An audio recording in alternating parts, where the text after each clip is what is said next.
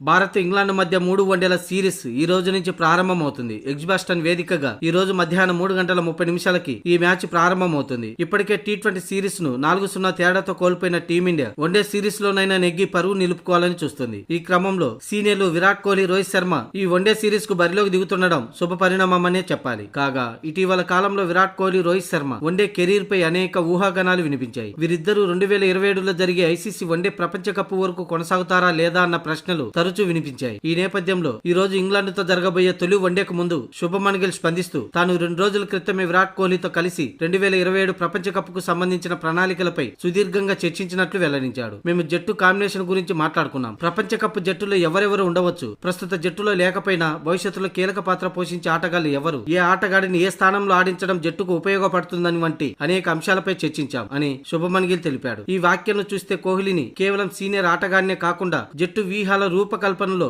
భాగస్వామిగా భారత జట్టు యాజమాన్యం పరిగణిస్తున్నట్లు స్పష్టమవుతుంది. కాగా గత 10 ఏళ్లుగా భారత బ్యాటింగ్ కు అటు విరాట్ కోహ్లీ, ఇటు రోహిత్ శర్మ వెన్నెముకగా నిలిచిన విషయం తెలిసిందే. వివిధ దేశాల్లో భిన్నమైన పరిస్థితుల్లో ఎన్నో మ్యాచ్లు గెలిపించిన అనుభవం ఉంది. వారి అనుభవం, నైపుణ్యం జట్టుకు ఇప్పటికీ ఎంతో విలువైనవి.